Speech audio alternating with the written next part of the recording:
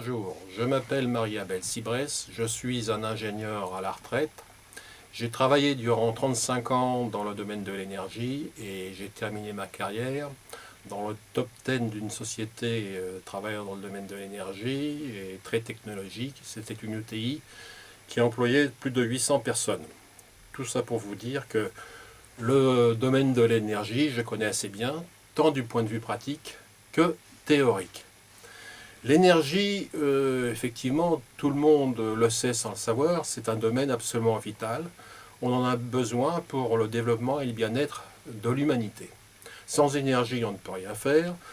Par exemple, Internet, dont on nous dit que c'est une nouvelle technologie. Sans énergie, Internet ne peut pas exister. Il faut savoir que l'impact énergétique d'Internet est très important.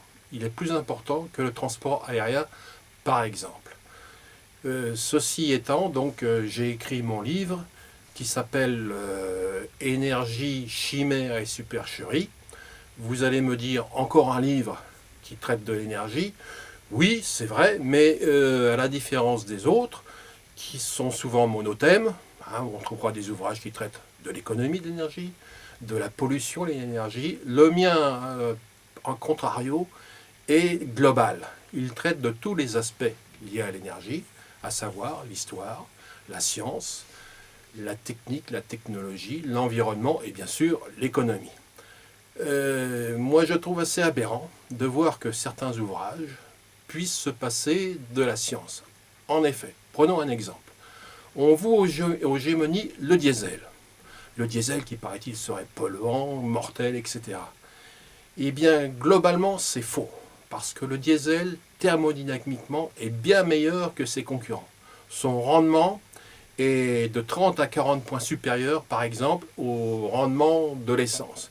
Par ailleurs, on me dit, oui, mais le diesel émet des particules fines. Oui, d'une part, on sait les traiter, relativement avec pas mal d'efficacité, à l'aide de filtres, et d'autre part, tout ce qui brûle émet des particules. Et par exemple, le gaz, dont on dit que c'est une énergie propre, dans ce domaine, eh bien, émet des particules hyper fines que l'on ne sait pas mesurer. C'est incommensurable. Et inutile de vous dire que ces particules sont hyper agressives. Voilà ce dont il s'agit de mon livre. Maintenant, nous allons passer au domaine concernant les chimères et les supercheries. Eh bien, en tant que chimère, on peut très bien prendre l'exemple que l'on vient de vivre actuellement, à savoir la COP21. Effectivement, la COP21, ça a été un excellent accord diplomatique. Là, je dis chapeau à nos diplomates, et en particulier à notre ministre traitant des Affaires étrangères. Seulement, s'agissant de l'accord climatique, que nenni, il n'y a rien. Et pourquoi il n'y a rien? Eh bien, c'est parce qu'effectivement, les énergies dites renouvelables, par exemple, et les technologies associées ne sont pas au rendez-vous. Il faudra attendre certainement encore plusieurs décennies pour donc retrouver cet aspect des choses.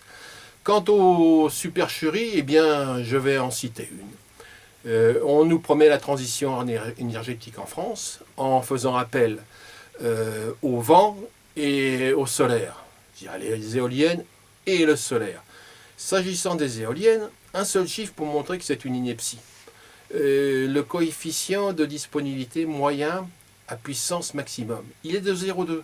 Si vous comparez ce coefficient à une centrale nucléaire, il est de 0,8, voire plus 0,9 parfois. Vous voyez bien la différence. Alors comment fait-on pour avoir encore des éoliennes et du solaire en France? Eh bien, c'est pas compliqué, c'est pas viable économiquement, mais on leur donne des subventions énormes. Et où trouve-t-on ces subventions? Dans notre poche.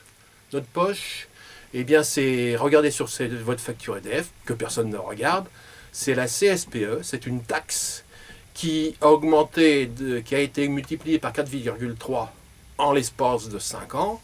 Elle compte pour 25 à 30% de votre kilowattheure, et voilà où disparaissent donc notre argent, alors qu'effectivement, on aurait bien d'autres possibilités pour mettre en valeur ces subventions. Parce qu'effectivement, la transition énergétique, la vraie, demande à ce qu'il y ait des subventions, mais des subventions efficientes. Voilà, tous ces aspects sont traités dans mon livre. Vous pouvez également lire mon livre dans n'importe quel ordre, c'est-à-dire que vous pouvez très bien commencer par le chapitre qui traite des énergies en 2050. C'est le chapitre 6 de mon livre. Donc c'est un livre à entrée multiple. Je vous en souhaite une bonne lecture et je vous dis au revoir.